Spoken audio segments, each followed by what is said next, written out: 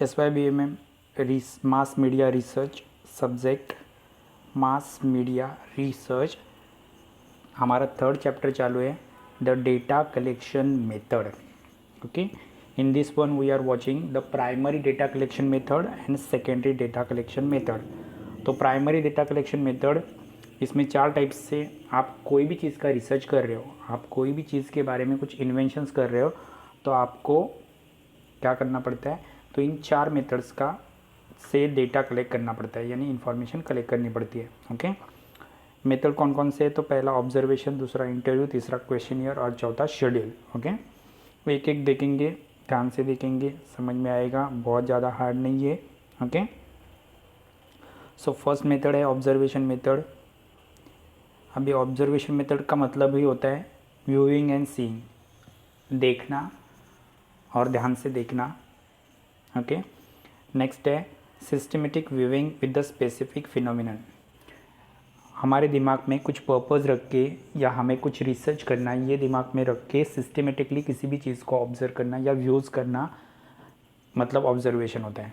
Okay, classical method है ये, बहुत सारे साइंटिफिक अप्रोच में ये इस मेथड का इस्तेमाल किया जाता है. जैसे आपने देखा होगा कि इंसान ने शुरुआत में पत्थर एक दूसरे के ऊपर ऐसे घिस कर उसने ये खोज की कि पत्थर में से आग निकलती है, और फिर उसके बाद बहुत सारे अलग अलग इन्वेंशंस हुए, राइट. सो उसी तरह कोई भी चीज़ को आप ऑब्जर्व करोगे तो उससे बहुत सारे इन्वेंशंस या रिसर्च आप कर सकते हो. तो ये बहुत क्लासिकल मेथड है. नेक्स्ट है फॉर्मुलेटिंग एंड टेस्टिंग हाइपोथेसिस. जब भी आप ऑब्जर्वेशन मेथड इस्तेमाल करोगे तो ऑटोमेटिकली आप ऑब्जर्वेशन भी करोगे और टेस्टिंग भी करोगे. ओके, इसमें आप खुद ही ऑब्जर्वेशन करते हो और खुद ही उस चीज़ को टेस्ट करते हो. ओके, ऑब्जर्वेशन मेथड ये साइंटिफिक इसलिए कही जाती है, नीचे दिया है, observation becomes scientific when it. अगर आपको किसी भी ऑब्जर्वेशन को साइंटिफिक तरीके से करना है तो आपको सबसे पहले तो आपका रिसर्च का पर्पस फिक्स होना चाहिए, किस चीज़ के लिए रिसर्च कर रहे हो. दूसरा, प्लान डेलिब्रेटेड होना चाहिए, मतलब बीच में प्लान चेंज कर सकते हो, ऐसा प्लान नहीं करना है, फिक्स प्लान होना चाहिए. रिकॉर्ड सिस्टमेटिकली, जो भी ऑब्जर्वेशन करोगे उसको ध्यान से देखना है और फिर उसको सिस्टमेटिकली आपके सामने रखना है. ओके, नेक्स्ट है subject to check and control the validity and reliability. जब भी आप किसी भी चीज़ का ऑब्जर्वेशन करोगे तो आप उसको फिर से एक बार चेक करना है और कंट्रोल करने की पावर आप में होनी चाहिए. उसी की तरह वो वैलिड और रिलायबल होना चाहिए. ओके, जैसे हम लोग एक कोरोना का अगर रिसर्च कर रहे हैं तो जो भी हम सब्जेक्ट के बारे में रिसर्च कर रहे हैं वो चेक होना चाहिए और उसी के साथ उसमें कंट्रोल होना चाहिए. उसके साथ जो भी आप चेक करोगे वो वैलिड एंड रिलायबल होना चाहिए. ओके, तो वैलिडिटी और रिलायबिलिटी बहुत इंपॉर्टेंट है जब भी आप रिसर्च करोगे किसी भी चीज़ के ऊपर या डेटा कलेक्शन करते वक्त. ओके, तो कैरेक्टरिस्टिक क्या है, देखो ऑब्जर्वेशन मेथड्स के, ऑब्जर्वेशन मेथड्स के कुछ कैरेक्टरिस्टिक है. पहला है ऑब्जर्वेशन फिजिकली भी होता है और मेंटली भी होता है. ओके, जब भी कोई आप नया इन्वेंशन कर रहे हो, रिसर्च कर रहे हो, जैसे अगर कोरोना का रिसर्च कर रहे हो तो आप उसके लिए फिजिकली भी देखोगे कि क्या प्रॉब्लम्स हुआ कोरोना की वजह से, किस किस को क्या क्या प्रॉब्लम्स हुए, राइट. तो आप फिजिकली भी ऑब्जर्व कर रहे हो और दूसरा मेंटली भी ऑब्जर्व कर रहे हो, राइट. मतलब मेंटली भी देख रहे हो कि मेंटली लोगों को कितना स्ट्रेस आया, कितने लोगों ने वो एक्सेप्ट किया, कितने लोगों ने एक्सेप्ट नहीं किया, right. So that is observation हमेशा फिजिकल और मेंटली होता है. दूसरा है ऑब्जर्वेशन सिलेक्टिव होता है. ओके, जैसे आप कोरोना के बारे में रिसर्च कर रहे हो तो आप कोरोना का रिसर्च करते वक्त जो आप ऑब्जर्वेशन कर रहे हो वो बहुत ही सिलेक्टिव है, राइट. उसमें आप दूसरा रिसर्च नहीं करोगे, सिर्फ किसके बारे में रिसर्च कर रहे हो, तो कोरोना के ही बारे में रिसर्च कर रहे हो, राइट. तो सिलेक्टिव है. नेक्स्ट है ऑब्जर्वेशन पर्पसिव होता है, कैजुअल नहीं होता है. हम सिर्फ टाइम पास करने के लिए ऑब्जर्वेशन नहीं करते, तो उसके पीछे कुछ पर्पस होता है, मकसद होता है, राइट. हम कोरोना का जैसे ऑब्जर्वेशन कर रहे हैं तो उसके पीछे हमारा पर्पस है, क्योंकि हमें क्या करना है, उसका एंटीडोज बनाना है, राइट ना. नेक्स्ट है कैप्चर नेचुरल सोशल कॉन्टेक्स्ट. जब भी आप ऑब्जर्वेशन करोगे तो आप नेचर को पूरी तरह से क्या कर रहे हो, नेचर को काउंट कर रहे हो, राइट. ऑब्जर्वेशन यानी सराउंडिंग, आपके आजू बाजू में जो चल रहा है उसको आप ऑब्जर्व करते रहते हो, राइट। तो ऑब्जर्वेशन मेथड बहुत ही इम्पोर्टेंस है।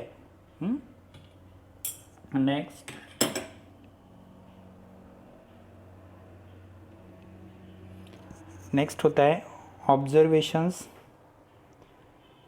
ग्रास के लिए जो जगह आप चूज़ करोगे या जो प्लेस या जो इंसिडेंट चूज़ करोगे वो बहुत ही इम्पोर्टेंट होगा, ओके। उसमें ऑक्यूरेंस होना बहुत इम्पोर्टेंट है। आ रहा है समझ में? जो भी आप चूज़ करोगे उसमें एक्यूरेंस होना बहुत इम्पोर्टेंट है।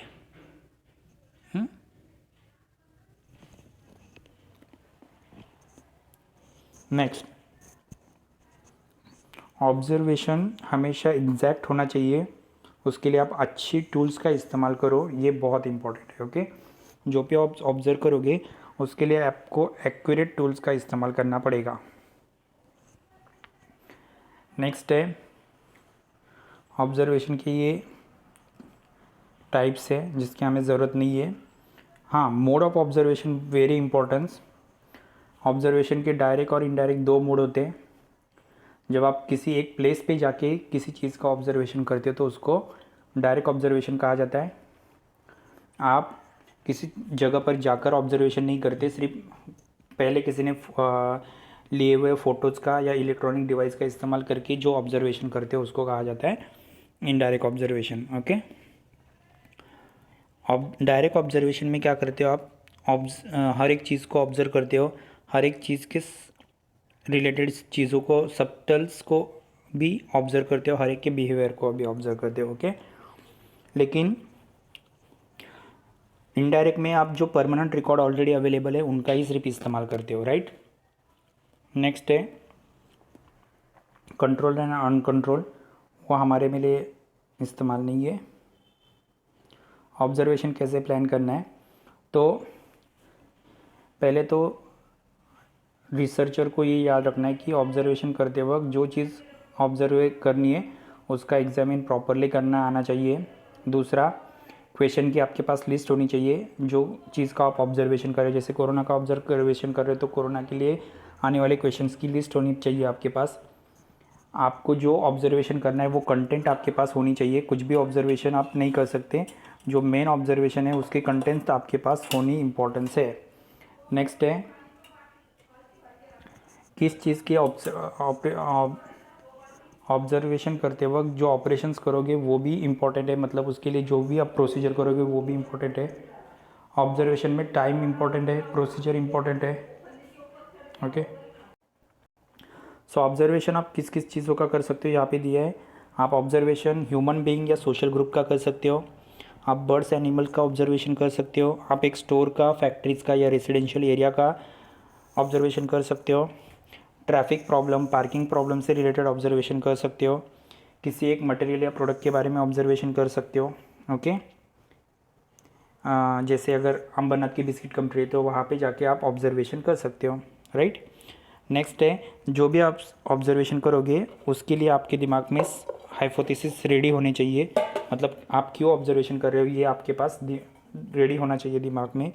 दूसरा है, ऑब्जर्वेशन करते वक्त नेचर का बहुत इस्तेमाल करना है, इसलिए ऑब्जर्वेशन के लिए जो चीज़ें इस्तेमाल करोगे वो नेचर से रिलेटेड होनी इम्पोर्टेंस है, ओके। ये सब चीज़ें आपको ऑब्जर्वेशन मेथड में याद रखनी है। Next, interview method.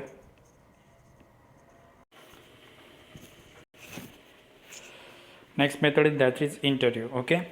इंटरव्यू का मतलब क्या होता है? वर्बल क्वेश्चंस, ओके, मतलब ओरली क्वेश्चन पूछना, ओके। अभी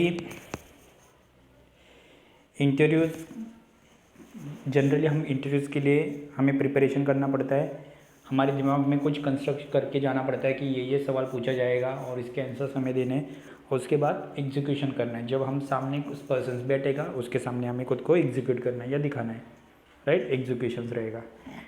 नेक्स्ट है, ये याद रखना है कि इंटरव्यू बहुत ही प्रिपेयर करके जाना पड़ता है और इंटरव्यू में खुद को सिस्टमेटिकली एग्जीक्यूट भी करना पड़ता है, मतलब सामने वाले को दिखाना पड़ता है।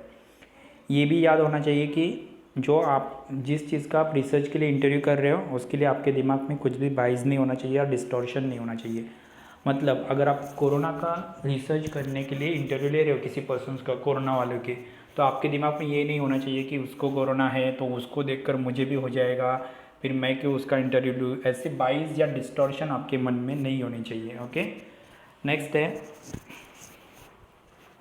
इंटरव्यू में रिसर्चर्स को स्पेसिफिक क्वेश्चन पूछने जिसका स्पेसिफिक पर्पस रहना चाहिए। ओके,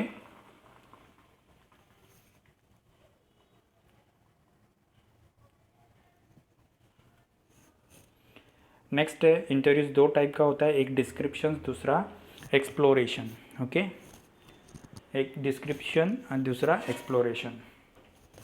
तो इंटरव्यूज़ में क्या क्या, इंटरव्यूज़ की क्या कैरेक्टरिस्टिक होते हैं, तो इंटरव्यू पर्सनल कम्युनिकेशन होता है। जैसे इंटरव्यू में फेस टू फेस कांटेक्ट होता है पर्सन्स का, और इसमें एक दूसरे से कॉन्वर्सेशन होता है। तो उसी तरह वर्बल इंटरेक्शंस भी होता है इंटरव्यू लेने वाले के बीच में और रिस्पॉन्ड देने वाले के बीच में। ओके, इंटरव्यू देते वक्त ये चीज़ याद रखना है कि वहाँ पे इंटरव्यूज़ यानी इंटरव्यू देने वाला एंड इंटरव्यू मतलब इंटरव्यू देने वाला, ये दोनों इक्वल होते हैं। ओके, लेने वाला भी और देने वाला भी। नेक्स्ट है इंटरव्यू में क्वेश्चंस पूछने के बाद उसका रिस्पांस वर्बली मिलना एक्सपेक्टेड होता है, ओरली। उसके बाद जो भी इंटरव्यूज़ वाला या इंटरव्यूअर्स आंसर्स देता है, इंटरव्यू लेने वाला उसके आंसर्स को रिकॉर्ड करते रहता है।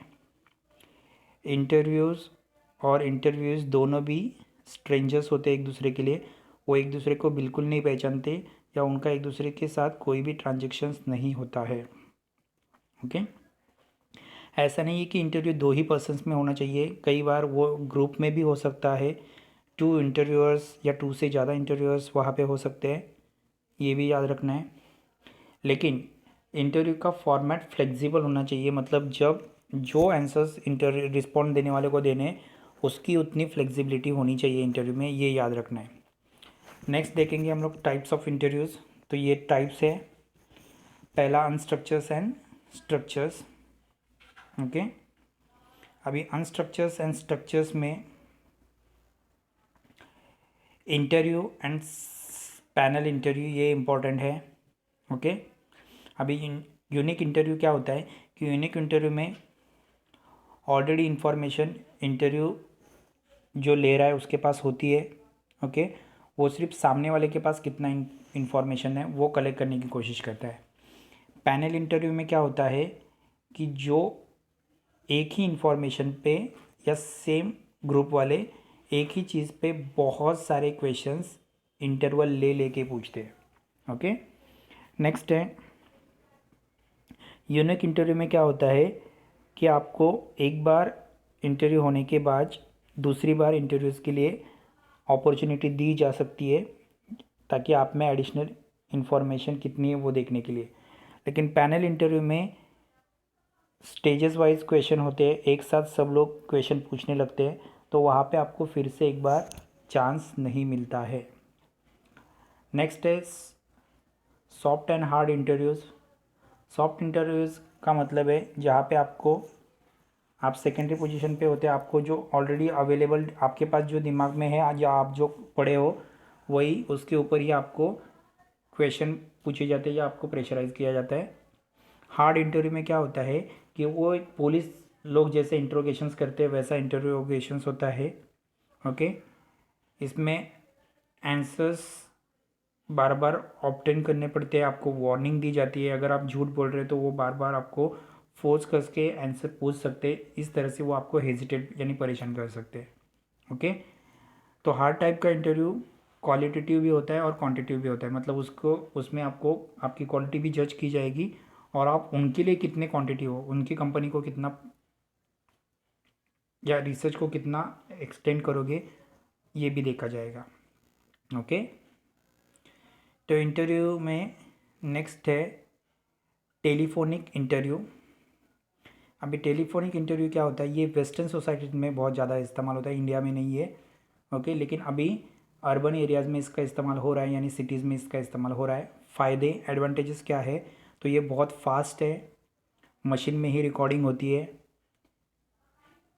इन्वेस्टिगेटर के लिए मेथड चीप नहीं होती, क्योंकि बहुत टाइम या करेक्ट इन्फॉर्मेशन नहीं मिलती है।